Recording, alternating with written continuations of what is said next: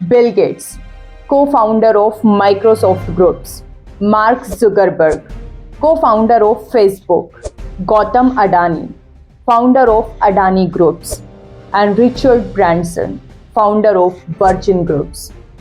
क्या आप लोग जानते हैं कि इन सभी लोगों में वो क्या चीज़ें जो कॉमन है? आई थिंक आप लोग ये सोच रहे होंगे कि ये सभी लोग दुनिया के रिचेस्ट लोग हैं और आज के प्रेजेंट वर्ल्ड को ये सभी लोग डोमिनेट कर रहे हैं, लेकिन ये वो चीज़ नहीं है जो इन चारों लोगों में कॉमन है। सो वो चीज़ क्या है ये जानने के लिए आप मेरे साथ इस वीडियो में बने रहें अंत तक।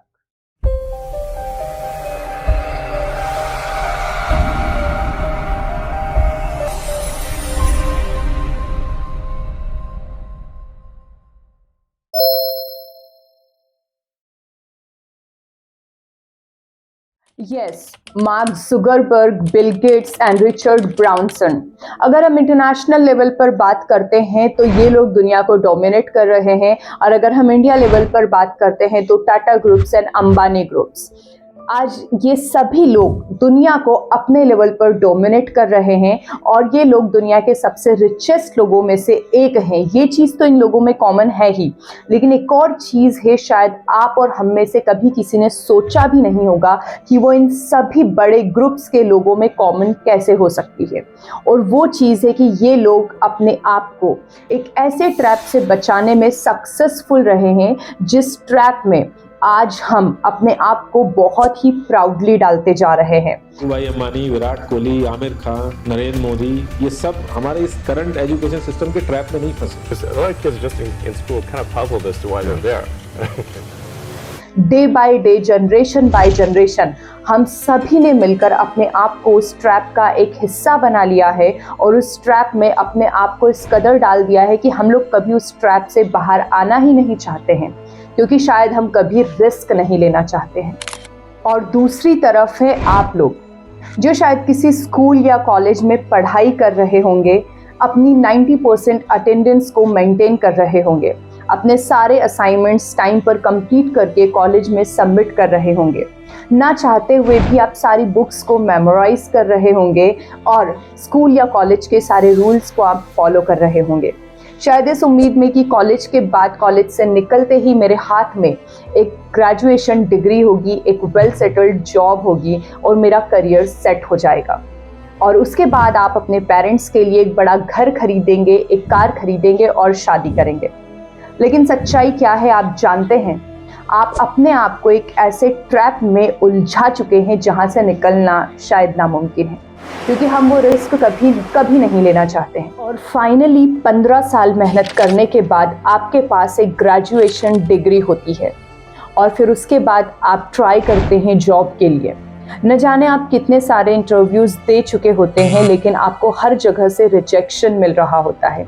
कहीं आपको सैलरी पैकेज अच्छा ऑफर नहीं हो रहा होता है, आपके पास काफ़ी सारी डिग्रीज है, आप काफ़ी सारे एग्ज़ाम्स क्लियर कर चुके हैं, आप सोचते हैं कि अब तो मुझे एक हाई सैलरी पैकेज की जॉब ऑफर हो ही जाएगी, लेकिन जाने अनजाने में आप हर जगह से रिजेक्ट होते जाते हैं। और इसी वजह से आपकी जो सेल्फ स्टीम है, आपका जो सेल्फ कॉन्फिडेंस है, वो धीरे धीरे बहुत ही कम होने लगता है और इस वजह से आप सोशलाइज होना बंद कर देते हैं। आप ये सोचते हैं कि अगर मैं बाहर निकलूँगा, मेरी उम्र हो चुकी है लगभग 30-32, आप ऐसा सोचने लगेंगे, और अगर बाय चांस अब मैं लोगों के सामने बाहर निकलता हूँ तो लोग मुझे लूज़र कहेंगे, और आप इसी वजह से अपने आप को एक कमरे में बंद कर लेते हैं कि लोग मुझे लूज़र ना कहे।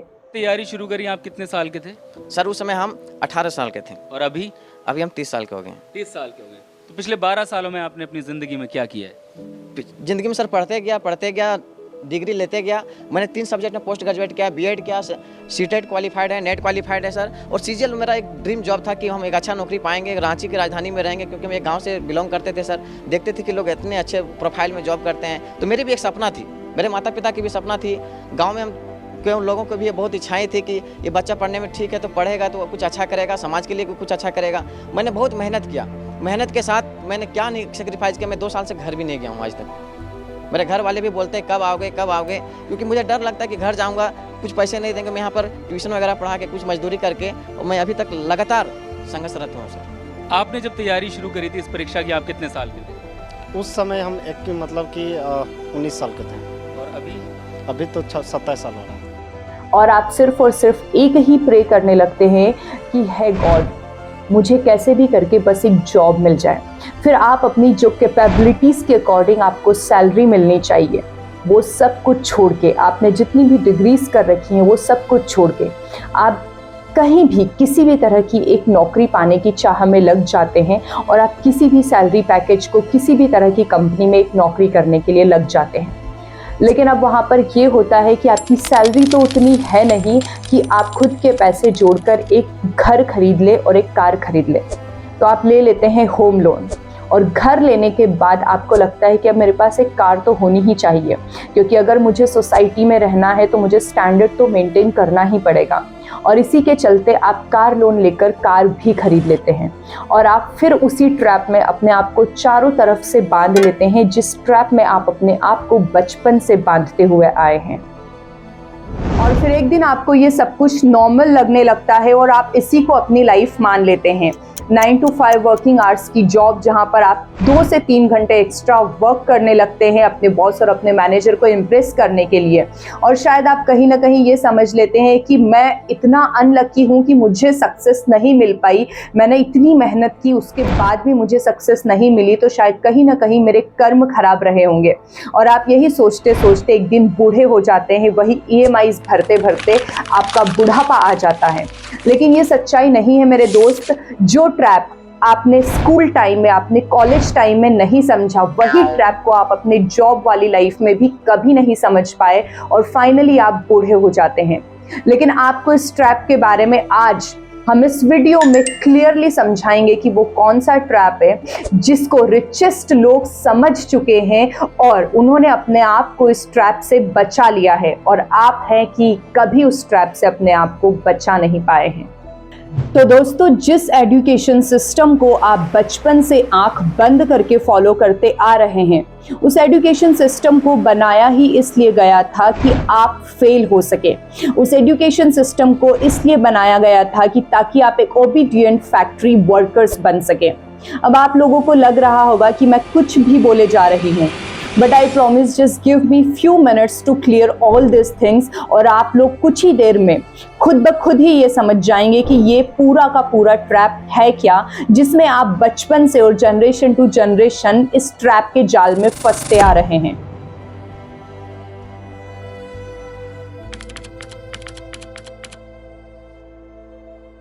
तो दोस्तों, साल होता है 1806, जब प्रशियन आर्मी और नेपोलियन आर्मी के बीच में एक वॉर होता है और Prussian army one of the best army होने के बाद भी नेपोलियन आर्मी से उस वॉर में हार जाती है। अब प्रशियन लीडर्स सोच में पड़ जाते हैं कि इतनी मजबूत और ताकतवर आर्मी होने के बाद भी आखिरकार हम नेपोलियन आर्मी से कैसे हार सकते हैं। तो कई रिसर्चेस और सोचने के बाद प्रशियन लीडर्स ये कंक्लूजन पर पहुंचते हैं कि जो हमारी पर्शियन आर्मी थी, उन्होंने अपने सुपीरियर के ऑर्डर्स को फॉलो ना करते हुए अपना दिमाग लगाया, जबकि जो नेपोलियन आर्मी है उन्होंने सिर्फ और सिर्फ अपने सुपीरियर के ऑर्डर्स को फॉलो किया। और इस हार के कॉन्सिक्वेंसेस ये होते हैं कि प्रशियंस को अपनी आधी टेरिटरी नेपोलियंस को देनी पड़ती है और साथ ही एक पीस अग्रीमेंट साइन करना पड़ता है। अब प्रशियन लीडर्स के सामने एक बहुत ही बड़ा चैलेंज ये था कि उनके साथ दोबारा कभी भी ऐसा ना हो, और ऐसा ना होने के लिए प्रशियन लीडर्स एक सिस्टम बिल्ड करने में लग जाते हैं। और बहुत ही सोचने और बहुत ही रिसर्चेस के बाद आखिरकार प्रशियन लीडर्स को एक आइडिया आ जाता है। अब सवाल ये था कि वो सिस्टम क्या होना चाहिए। सो ऑफ कोर्स एक ऐसा सिस्टम जिसमें सोल्जर सिर्फ वही करे जो करने के लिए उन्हें ऑर्डर दिया जाए। और इसका एक बेस्ट पॉसिबल तरीका क्या हो सकता था? सो इसका जो बेस्ट पॉसिबल तरीका ये था कि उन ब्रेन्स को कंट्रोल किया जाए जो ब्रेन्स अभी खुद के लिए सोचने में कैपेबल नहीं हैं, जिन ब्रेन्स को सही और गलत में कोई फर्क अभी तक पता नहीं है। और इसके लिए बिल्ड किया गया एक 8 इयर्स एजुकेशन सिस्टम, जिसका नाम रखा गया द प्रशियन एजुकेशन सिस्टम, जिसमें 5 साल की एज से लेकर 13 साल की एज तक एजुकेशन लेना कंपलसरी कर दिया गया। और अब इस द प्रशियन एजुकेशन सिस्टम का सोल पर्पस क्या था? सो आइए जानते हैं इस वीडियो में। आने वाले जनरेशन्स को एक ऐसे पर्सन में ट्रांसफॉर्म करना जो ओबीडियंट हो, जो अपने सुपीरियर्स के ऑर्डर्स को फॉलो करे और सिर्फ उतना ही करे जितना उन्हें करने के लिए कहा जाए।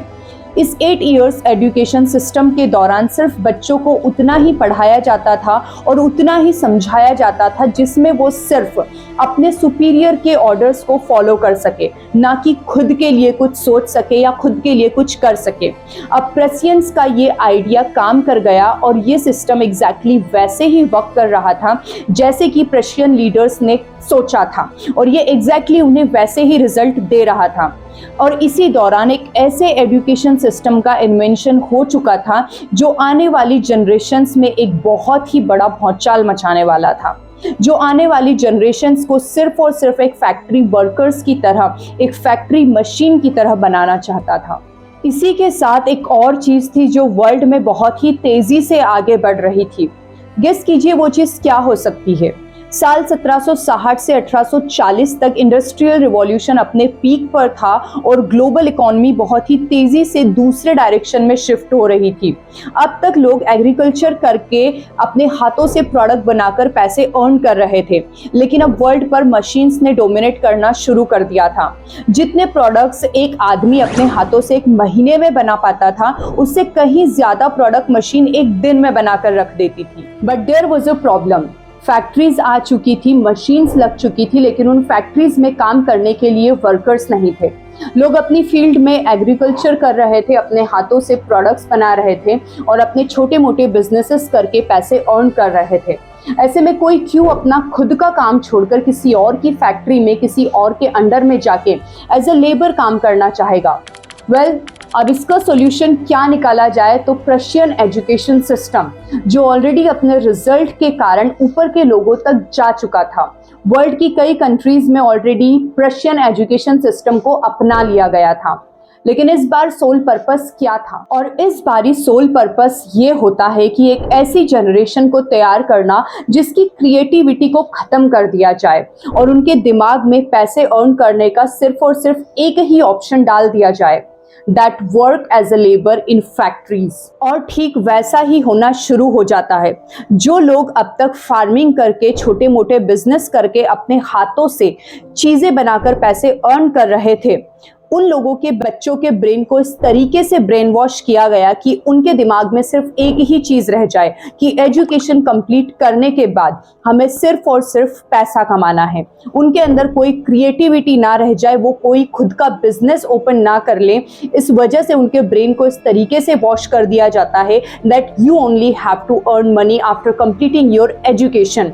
और बच्चे अपना ग्रेजुएशन करने के बाद सिर्फ और सिर्फ किसी के अंडर में काम करने लग जाते हैं या किसी फैक्ट्री में काम करने लग जाते हैं और उनका ये सोल पर्पस भी सक्सेसफुली वर्क करने लगता है।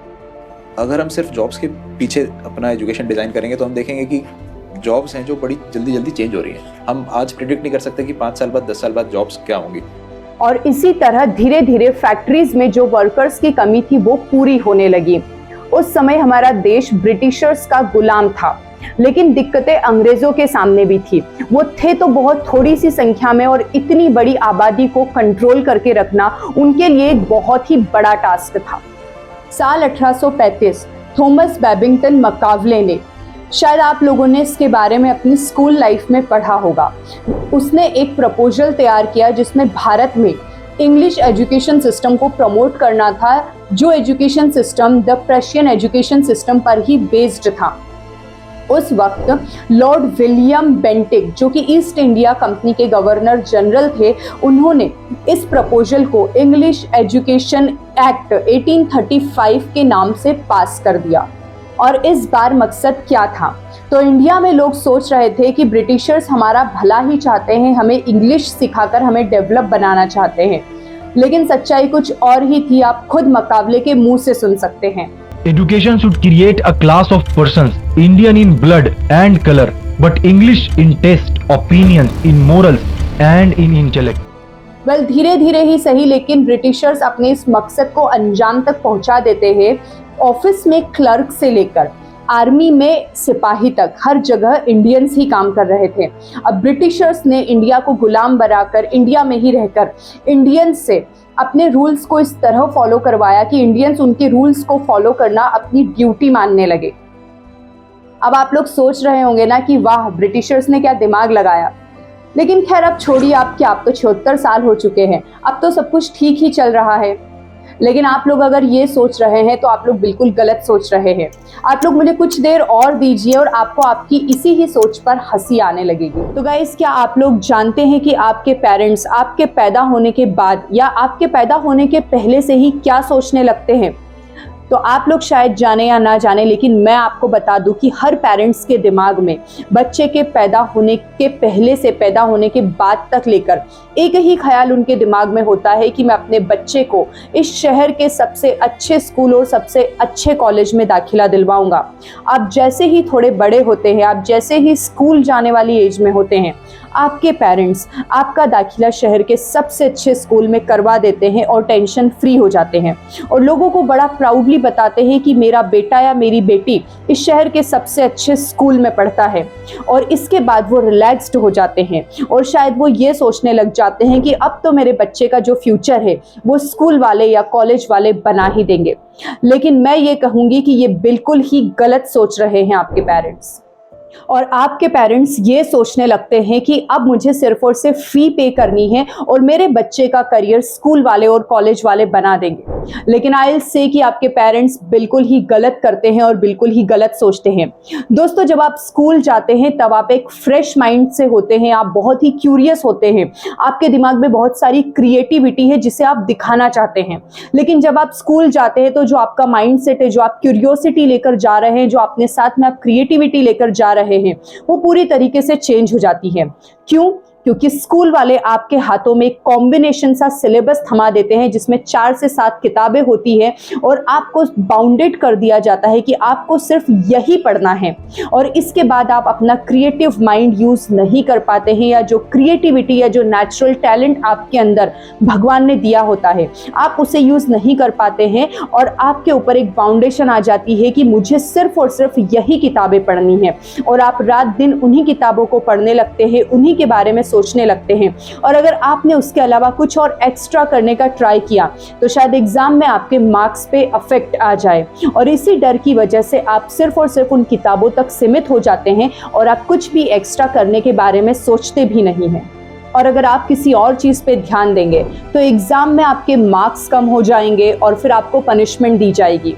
लेकिन मेरा आप लोगों से एक सवाल है कि क्या कभी आपके पेरेंट्स स्कूल या कॉलेज वालों से ये सवाल करते हैं कि आखिर मेरे बच्चे को क्या पढ़ाया जा रहा है, क्या वो जो पढ़ रहा है वो उसे पसंद भी है या नहीं है? कभी नहीं करते। क्यों? क्योंकि आपके पेरेंट्स ये सोच रहे होते हैं कि मेरे बच्चे का फ्यूचर बनाया जा रहा है, मेरे बच्चे को एक कामयाब इंसान बनाया जा रहा है। लेकिन मैं ये कहूँगी कि सभी पेरेंट्स को ये सवाल करना चाहिए कि मेरे बच्चे को क्या पढ़ाया जा रहा है और वो चीज़ उसे पसंद भी है या नहीं।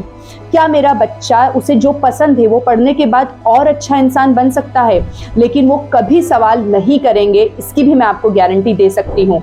और इस चीज़ का ये जो जाल है, ये जो ट्रैप है, ये हम कभी नहीं समझ पाएंगे कि स्कूल और कॉलेज के दौरान इन 10 से 15 सालों में हमें एक ऐसा पर्सन बनाया जाता है या एक ऐसी पर्सनैलिटी में हमें ट्रांसफॉर्म किया जाता है जिसमें हम सिर्फ और सिर्फ ये सोच रहे होते हैं कि कॉलेज के बाद मुझे सिर्फ और सिर्फ एक जॉब चाहिए और हम किसी के भी अंडर में कहीं भी काम करने के लिए रेडी होते हैं, बजाय इसके कि हम अपनी क्रिएटिविटी यूज़ करके हम अपना कोई काम कर सकें।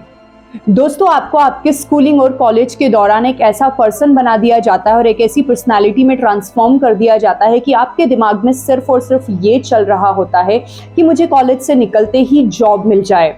और अगर मैं सीधी भाषा में कहूँ तो हर बच्चा यही चाहता है कि मुझे यहाँ पर जॉब पर रख लिया जाए। दोस्तों, क्या कभी आपने सोचा है कि आपकी स्कूलिंग या कॉलेज के दौरान आपको कभी भी सेल्फ इंडिपेंडेंट होना नहीं सिखाया जाता है? क्यों? क्योंकि ये जो सिस्टम बनाया गया था ये कभी भी आपको सेल्फ इंडिपेंडेंट होने के लिए बनाया ही नहीं गया था, बल्कि इंडस्ट्री का और इस सिस्टम का एक अल्टीमेट गोल ये था कि इंडस्ट्री को एक अफोर्डेबल और एक बढ़िया वर्कर प्रोवाइड किया जा सके और एक ऐसा ग्रुप ऑफ पीपल तैयार करना था जो सिर्फ अपने बॉस या अपने सुपीरियर के ऑर्डर्स को फॉलो कर सके, अपने बॉस और अपने सुपीरियर की रिस्पेक्ट कर सके और पूरा महीना दिन रात एक करने के बाद, अपने बॉस के ऑर्डर्स फॉलो करने के बाद मंथ एंड पर उसे एक पे चेक मिल सके। इसी तरह से आपको डिपेंडेंट बनाया गया किसी इंडस्ट्री पर, इसी तरह आपको इंडिपेंडेंट बनाने के लिए कभी ये सिस्टम बनाया ही नहीं गया था। और दोस्तों, इसी तरह आपको कभी भी सेल्फ डिपेंडेंट होना नहीं सिखाया जाता है, क्योंकि अगर आप सेल्फ डिपेंडेंट हो जाते हैं तो आप फिर कैसे अपने से कम पढ़े लिखे हुए आदमी के यहाँ जॉब करेंगे? आप कैसे अपने बॉस या अपने सुपीरियर के ऑर्डर्स को फॉलो करेंगे? आप अगर सेल्फ डिपेंडेंट बन जाते हैं तो may be you can be a millionaire और अ बिलेनियर। और कोई क्यों चाहेगा कि कोई इंसान जो डिपेंडेंट होकर उसके यहाँ जॉब कर सकता है, उसके ऑर्डर्स को फॉलो कर सकता है, वो कैसे मिलेनियर बन जाए? कोई नहीं चाहेगा। और इसीलिए यह पूरा सिस्टम रेडी किया गया ताकि स्पेशली जो इंडियंस हैं वो लोगों के अंडर में काम कर सके और ब्रिटिशर्स के ऑर्डर को फॉलो कर सके। और इस ट्रैप को हम कभी समझ ही नहीं पाए हैं और आज तक स्कूल से लेके कॉलेज और जॉब तक हम इसी सिस्टम को फॉलो करते आ रहे हैं और हम उस पर क्वेश्चन तक नहीं उठाते हैं। और दोस्तों, आपको ये ट्रैप कभी भी समझ में नहीं आता है, क्योंकि जब इस ट्रैप में, इस जाल में आपको डाला जाता है तब आपकी उम्र इतनी छोटी है कि आप ये सोचने में कैपेबल ही नहीं होते हो कि सही क्या है और गलत क्या है। और जब आपको समझ में आता है कि वाकई में हम किसी ट्रैप का शिकार हो चुके हैं, तब तक बहुत देर हो चुकी होती है, क्योंकि आप 15 से 17 साल किसी पर्टिकुलर एक फील्ड में आप इन्वेस्ट कर चुके होते हो और आपके पास टाइम ही नहीं बचता है कि आप किसी चीज़ के लिए या जो चीज़ आपको पसंद है वो करने के लिए आप जीरो से शुरुआत कर सकें। सो फिर आप क्या करते हैं? आप करते हैं किसी अपने से कम पढ़े लिखे आदमी के यहाँ जॉब, चाहे आपके पास काफ़ी सारी डिग्रीज हैं या आपके पास आपका एजुकेशन काफ़ी हाई लेवल का है, आप इंडिया से ही पढ़े या कहीं फॉरेन कंट्रीज से पढ़ के आए हैं, लेकिन आप वही करते हैं जिस ट्रैप में आपको करना सिखाया जाता है। वो अपनी 25% से ज़्यादा ज़िंदगी इस करंट एजुकेशन सिस्टम में लगा देते हैं ताकि अपने से कम पढ़े लिखे आदमी की कंपनी में जाके उसके सपने पूरे कर सकें। और दोस्तों, इसी तरह आपको कभी भी सेल्फ डिपेंडेंट होना नहीं सिखाया जाता है, क्योंकि अगर आप सेल्फ डिपेंडेंट हो जाते हैं तो आप फिर कैसे अपने से कम पढ़े लिखे हुए आदमी के यहाँ जॉब करेंगे? आप कैसे अपने बॉस या अपने सुपीरियर के ऑर्डर्स को फॉलो करेंगे? आप अगर सेल्फ डिपेंडेंट बन जाते हैं तो may be you can be a millionaire और अ बिलेनियर। और कोई क्यों चाहेगा कि कोई इंसान जो डिपेंडेंट होकर उसके यहाँ जॉब कर सकता है, उसके ऑर्डर्स को फॉलो कर सकता है, वो कैसे मिलेनियर बन जाए? कोई नहीं चाहेगा। और इसीलिए यह पूरा सिस्टम रेडी किया गया ताकि स्पेशली जो इंडियंस हैं वो लोगों के अंडर में काम कर सके और ब्रिटिशर्स के ऑर्डर को फॉलो कर सके। और इस ट्रैप को हम कभी समझ ही नहीं पाए हैं और आज तक स्कूल से लेके कॉलेज और जॉब तक हम इसी सिस्टम को फॉलो करते आ रहे हैं और हम उस पर क्वेश्चन तक नहीं उठाते हैं। और बचपन से जो आपने स्कूलिंग में, कॉलेज में और कोचिंग्स में जो लाखों रुपए दिए हैं, आपके पेरेंट्स ने जो पैसा पानी की तरह बहाया है, उसके बारे में आप कभी ना सोचते हुए आप कॉलेज के बाद सिर्फ और सिर्फ एक 30 से 40 हज़ार की नौकरी की चाह में लग जाते हैं। आप इस तरह उस नौकरी को ढूंढने लगते हैं कि अगर आपको ये नौकरी मिल जाती है तो आपको सब कुछ हासिल हो जाएगा और आप उसके अलावा कुछ और सोचने में कैपेबल होते ही नहीं हैं, क्योंकि आपका ब्रेन वॉश उसी तरीके से कर दिया जाता है कि जॉब ही सब कुछ है, आप खुद का बिजनेस ओपन करने में सक्षम ही नहीं हैं। लेकिन आपको पता है कि स्टैट्स क्या है? आज हमारे देश में 42% ग्रेजुएट्स जिनकी एज 25 से कम है वो अनएम्प्लॉयड हैं। और अगर किसी न किसी तरीके से उन्हें जॉब मिल भी जाती है तो आज हमारे देश में जो एक एवरेज इंजीनियर की सैलरी होती है उससे 10 गुना ज़्यादा अमेरिका के ट्रक ड्राइवर्स कमा रहे हैं। तो मतलब अगर पैसे वाइज देखें तो आप महीने में as a truck driver America में कितना कमाते हो? $7,000 पर मंथ। हाँ जी। लाख रुपए। तो दोस्तों इंडिया में इंडिया में इंजीनियर और डॉक्टर लोगों को भी इतना सैलरी नहीं रहता। किसी चीज को इतना प्रमोट कर दिया जाए कि लोग बिना क्वेश्चन करे चुपचाप उस चीज को फॉलो करते जाएं, वो एक न्यू वे ऑफ लाइफ बन जाए। सो दोस्तों, आज हमें सिंपल सा एक क्वेश्चन करने की जरूरत है, that who created this education system and why. तो शायद आप लोगों को अभी तक इसका जवाब मिल चुका होगा, क्योंकि जिस वक्त इस सिस्टम को क्रिएट किया गया था उस वक्त वर्ल्ड को मिलियंस की तादाद में वर्कर्स की जरूरत थी। लेकिन आज सिचुएशन कुछ और ही है। दोस्तों, कल भी लोग इसी सिस्टम को फॉलो करते हुए एक बिलो एवरेज, एक नॉर्मल सी लाइफ जीकर मर चुके हैं। ना तो वो लोग कभी खुद के कोई सपने पूरे कर पाए हैं, ना ही अपने बच्चों के लिए या अपनी आने वाली जनरेशन के लिए विरासत में कुछ छोड़कर जा पाए हैं, और ना ही आज हम लोग उसी सिस्टम को फॉलो करते हुए करोड़पति बन पा रहे हैं। बस हम लोग एक डेली पे चेक टू पे चेक लाइफ में अटक कर रह जा रहे हैं और अपनी जो लाइफ स्पेंड है उसके लिए, और डेली जितने ले ऑफ हो रहे हैं तो हम ये सोच रहे हैं कि कहीं अगला ले ऑफ मेरा तो नहीं है, और इसी के चक्कर में हम अपने बॉस के और अपने सुपीरियर्स के सारे ऑर्डर्स को फॉलो करते जा रहे हैं, चाहे फिर हमारी सेल्फ रिस्पेक्ट ही क्यों दांव पे ना लग जाए। ना हम अपनी फैमिली के बारे में सोचते हैं, ना हम अपनी पर्सनल लाइफ के बारे में सोचते हैं, और अपनी सेल्फ रिस्पेक्ट को भी दांव पर लगाकर अपने बॉस के और अपने सुपीरियर्स के ऑर्डर्स को फॉलो करते जाते हैं, अब चाहे वो काम हमें पसंद हो या फिर नहीं हो। तो अब हमारे सामने दो रास्ते हैं कि हम रियलिटी को एक्सेप्ट ना करें और इसी ट्रैप में फंसे रहें और अपने आने वाली जनरेशन और अपने बच्चों को भी इसी ट्रैप का शिकार बना दें, या तो हम रियलिटी को एक्सेप्ट करके अपना रास्ता खुद बनाएं और हम खुद एक्सप्लोर करें कि और हमें क्या क्या करना चाहिए या क्या क्या बेस्ट और पॉसिबल एथिकल तरीके हो सकते हैं जिससे हम अपना मनचाहा अमाउंट अर्न कर सकते हैं। जिस फील्ड में हमें इंटरेस्ट है हम उस फील्ड में क्या कर सकते हैं। सो दोस्तों, अब हमें और ऐसे कॉलेज ग्रेजुएट्स की ज़रूरत नहीं है जिनका एंड गोल सिर्फ और सिर्फ एक जॉब को पाना होता है, 30-40 हज़ार की नौकरी करना होता है, और जिनके पास स्किल्स के नाम पे कुछ नहीं होता है। अगर उनके पास कुछ होता है तो सिर्फ और सिर्फ एक कॉलेज की डिग्री। तो दोस्तों, अब समय चेंज हो चुका है। जिन स्किल्स को या जिन कोर्सेज को करने के लिए आप स्कूल या कॉलेजेस में लाखों रुपए दे दिया करते थे, आप पैसों को पानी की तरह बहा दिया करते थे, और अपनी लाइफ का सबसे प्रीमियम टाइम जिसमें आप बहुत कुछ क्रिएटिव कर सकते हैं वो समय आप इन्वेस्ट कर देते थे, और आप आखिर में कुछ भी सीख कर नहीं निकलते थे। अगर आपके पास कुछ होता था तो सिर्फ और सिर्फ एक कागज़ की डिग्री। उन्हें बताएं कि सिर्फ दुनिया केमिस्ट्री, फिजिक्स और मैथ्स तक ही सीमित नहीं है, यहाँ पर और भी बहुत सारी चीज़ें हैं जो वो कर सकते हैं। अगर आपके बच्चे के मार्कशीट में नंबर कम आते हैं तो आप उसे चिल्लाएं ना, आप उसके ऊपर नंबर ज़्यादा लाने के लिए प्रेशर ना बनाएं, बल्कि आप अपने बच्चे को अलग अलग फील्ड में अपने टैलेंट को आजमाने के लिए, अलग अलग स्किल्स को सीखने के लिए मोटिवेट करें। उन्हें बताएं कि सिर्फ दुनिया जेई, नीट, गेट यहीं तक सीमित नहीं है। आप शायद गेट के लिए, नीट के लिए, जेई के लिए 1 ईयर ड्रॉप, 2 ईयर ड्रॉप ले लेते हैं, लेकिन क्या कभी आपने सोचा है कि जिस फील्ड में आपको इंटरेस्ट है, जो टैलेंट आपके अंदर नेचुरली बिल्ट है, उसके लिए आपने कभी सोचा है कि आप 1 साल का या 2 साल का गैप लेकर आप उसमें ट्राई कर सकते हैं? कभी नहीं। सो मेरी आप सभी लोगों से रिक्वेस्ट है कि जो चीज़ में आप एक्सपर्ट हैं, जो चीज़ ऑलरेडी आपको आती है, उस चीज़ में अपना करियर ट्राई करें। Definitely you will get succeed. दोस्तों, अगर आपको वीडियो अच्छी लगी हो तो आपकी क्या राय है इस करंट एजुकेशन सिस्टम के बारे में, वो मुझे नीचे कमेंट सेक्शन में ज़रूर बताएं, और ऐसी ही वीडियोस के लिए मुझे लाइक करें, शेयर करें और सब्सक्राइब करें।